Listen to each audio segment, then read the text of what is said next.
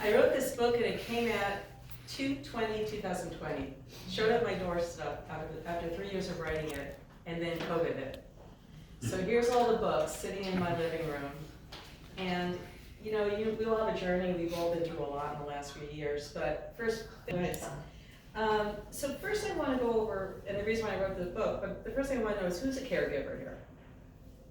And what would you call a caregiver? What's a caregiver? Nurturing. Okay. Watching out for their needs. Okay, are you watching out for yourself? My mom. For your mom, okay. Anybody else? You're a caregiver? Yeah. Just making sure you spend enough time and you're there for them. Okay. Now what about nursing students? What about people who have pets? What about people who have husbands and they have themselves and they have their families, their grandparents, they have friends down the street. You take care of yourself, you are a caregiver. You are taking care of yourself. They always say caregivers were doctors, nurses, those people, but that's not necessarily all there is. If we're taking care of ourselves, we are also a caregiver. Would you agree? Yes. Okay, so that's the first thing I wanted to say, because if we take good care of ourselves, we can have a great quality of life. We only get this one body. We have the same pancreas we were born with. I never liked working in a hospital. I love the community. I really loved the homes and seeing people where they lived, seeing what kind of religion they had, were they poor, were they rich, what did they have that I could help them with? And so I learned a lot from my patients from the home. And so over the years, I gathered so much information in a box. And these were older people or disabled people that agreed to be in my book. And they were on my journey as a nurse practitioner. So the book came in 2022 and sat there. And I realized that even though it took me those 3 years to write it, I thought the world was all full of US baby boomers. Because by the year 2050, there's going to be 86 million of us, baby boomers. There's going to be a ton of us, and we're not going to be dead. We're going to be like 95. Wait, Is that a guarantee? 95. When you're 95 and your quality of life is not as good, and there's hundreds of us, who's going to take care of us? So here I am at a payphone in the 1980s talking to a doctor from home care, waiting for him to answer the phone in front of a pizzeria to talk to me about Mary down the street and about this wound. There's no cell phones. There's no cameras. I'm describing a wound, and he's doing this. Okay, why don't you give her Keflex? We're going to order cream. He didn't even know what the wound looked like. And that was like, I've got to become a nurse practitioner. I'm going to treat this wound. I'm going to see this wound, and I'm going to know what to do with it. I'm not going to treat somebody blindly. I'm going to see it myself.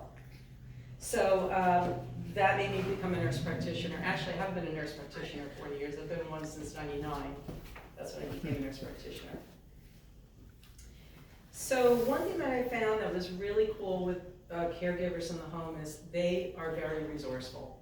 One thing that really hit me and made me want to write this book was somebody had a piece of parachute material, and she put it on the bed to lift her 300-pound mother up in the bed. She weighed 110 pounds. She had nobody to help her. Did you ever use parachute material? It's slippery. If you put it underneath a chuck or a piece of cloth and you have somebody laying on it, you can zoop them right up to the top of the bed and almost hit their head on the headboard. Nice and easy. Nice and easy. And I was like, wow, let me take a picture of that. And I put it in my book, Made in America, for $50. So many things that are out there that my caregivers taught me. I figured so many people need to know how to prevent, problems. So there are 3 reasons I wrote this book. As we all age, we're all going to encounter medical problems, right? Second reason, most people do not know what to expect from these medical problems. And third, most people do not know how to prevent medical crisis. So just the other day, my friend Pete called me up. I called him up. I said, hey, how you doing? And we have a neighbor, and she's elderly. I said, how's she doing? He says, oh, she just got out of rehab. I said, what happened? He says, well, she had a fecal impaction. She laid up in the hospital, then she had to go to rehab. And I was like, wow, that could have been prevented. And it's in my book on page 144.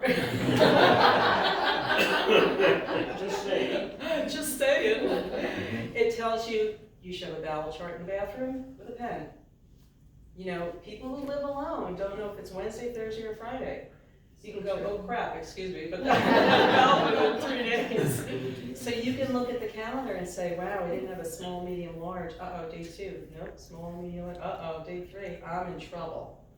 So there's a regimen. After 2 days, you start doing things so you don't end up being impacted. It's really hard on a 90-year-old to go to a hospital, get a high colonic, you know, and they can pass out. You know, you can get fissures, you can get hemorrhoids, you can get prolapse. I mean, I could get really, you know, gross here, but having constipation leads to so many medical problems. It's a simple thing, you know. You can end up in surgery. So my point was that she could have prevented that stay to the hospital. I should have told Pete, keep reading. He has a copy of my book. So do we really know ourselves? Do we really know how to take care of ourselves? I mean, when I wrote this book, I also thought, hey, we have Dr. Google, right? You go on Google, bleeding from the rectum, let's see, what could that be? You can get from this to this, you know, and which is very scary. But what about the common things? You know, we're not the zebra in the woods, it's the squirrel in the woods. You know, most medical problems start as a squirrel, and then they can get worse, like further things, like cancers and whatnot. But you gotta think practical, and I put a lot of practical stuff in this book, typical things like pneumonia and skin tears, and falling. You know, I've had patients with dogs, little dogs, and they have scatter rugs, and one day I was in a patient's house, I said, this scatter rug has got to go. And I had my coat on, and she had her walker. I said, this has got to go. And I'm walking out the door, and I slipped on her scatter rug. And I landed up on my back with my coat on and my backpack going out the door, and she comes up with her walker over me, and she says, is that what you mean will happen to me? And I picked up the rug and like threw it out. Luckily I could get up and dust myself off. Maybe you need to wear your glasses. Maybe you need to put the lights on. Maybe you need, I mean, there's some simple things that you think, it won't happen to me. You know, so think simple. And one thing else I put in this book is, you know, Mom moves in, but she didn't come with instructions. You know? You know, they don't come with instructions. And if you're taking care of a disabled person, things are gonna start happening and unraveling, and you're like, I didn't know that could happen. I didn't know if I didn't turn her every 2 hours, she's gonna get a bed sore. I didn't know, you know, how to change that catheter bag. All that is in this book. Very simple tools that everybody's gonna run into sooner or later if you stick around long enough. Okay, so the book is full of a lot of pictures too, and I figure pictures speak louder than words. People like to look at pictures. It's large font, it's 14 font, so I figure people don't say, oh my gosh, it's an encyclopedia. That's awesome. You like that? I settled a book with a bookmarker and a pen. You could scribble all over the book. I envisioned this book sitting at the bedside of somebody you're caring for, and the ebook on your phone could be anywhere in the country or the world. And you could say, I'm gonna pick on Pete again, I think Mom has constipation, because you're talking to the aide from Oklahoma in New York, and the aide is with Mom, and these is page 144, and your mom is on 144, and they're all talking about what are we gonna do to prevent this situation so Mom doesn't go to the ER for something that's unnecessary and sufferable, okay? So the ebook is on my Caregiver Success website, which we can show you at the end, which is easy to find. And the way to use this book, the beginning of the book is really about the human side of aging. And you know, it's not just being old in this book. If you're taking care of a disabled kid with cerebral palsy, he could get bed sores too. He can get aspiration pneumonia. He can get contractures. He could fall. So it got interesting that I started moving away from the baby boomer idea to thinking about more people that would need this book. So the first section is typically about caring for yourself, getting the room organized, getting to know your community, finding agencies, support groups, durable medical equipment you can use, and and just procedures, like how to wash your hair, how to change a catheter bag, all that's in the first part. And the second part is all the medical conditions that could possibly happen to you. Soup to nuts. Pictures like shingles, like I was in a house and Leah says, oh, this really hurts, Nancy, look at it. I'm like, oh, I need a picture of that, that's shingles. I needed my book. So I got that picture. But you know, urinary tract infections, there's so many things that are so common to all of us, and we can prevent a lot of it if we only know how. So the book is kind of to be read like you sit down like reading a book and say, I don't want that, I'm gonna remember that one. All right, I don't want that, so I'm gonna remember that. And the book does end with the person pretty much passes away, and then you're a caregiver, but you're not anymore. So throughout this book, I do keep throwing things in about, what about you? Are you putting the oxygen mask on you? Are you getting out to take a walk? Are you getting to see a friend for coffee? Are you getting your hair cut? Things like that, just an hour a day to make sure that you can survive being a caregiver. And this can happen. I just want to say one more thing that got really, really wild is back in April of 2019, and then we're almost done, is I thought, well, not everybody learns by reading. Sometimes they learn by watching. So when you look at YouTube, my husband changed the whole steering column in his powerboat in the garage. He took it out, he went in and put the YouTube on, it showed him how to put the whole steering column back in. He says, man, I should have done this years ago, this is great. So YouTube is great, so I started doing videos. And I did a video, how to use a Hoyer lift. Does everybody know what a Hoyer lift looks like? Okay, it's like a sling on wheels, you can get somebody out of bed. So I did a Hoyer lift video, and I never thought anything of it. It was how to use a Hoyer lift, one person assist. You're home with your mother or your wife, and you gotta get her out of bed. Well, COVID hit, and what happened? Everybody was on this YouTube. I got emails, I got calls, I got everything from all over the world on this one video particularly. Right now it's up to 205,000 views. And it's a pandemic, and you don't have an aide down the hallway to help you, or a nurse, you better darn well learn how to use this thing. And it can be used safely, and I showed them how. So that's why I kept getting views. I got a doctor in Egypt who says, holy cow, Nancy, I love this thing. How do I get one?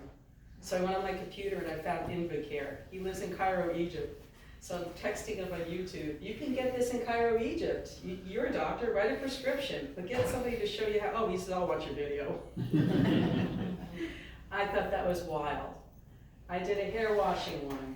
I'm thinking that, you know, all right, that's for an older person. A woman in Fiji Islands said, love and life in Fiji Islands. And I'm like, hello. And she says, thank you for making my son's hair washing day really fun. He's only 10 and he's in a spica cast. And she said, we put on videos, we had so much fun, and he was so afraid of water, you know, that I was gonna drown him with the pitcher. And he says it was the best thing. And she was so excited and happy. And I thought, wow, if I can make a difference like that, let's just keep making videos. So, of course, the book came out in February, 2 years of COVID.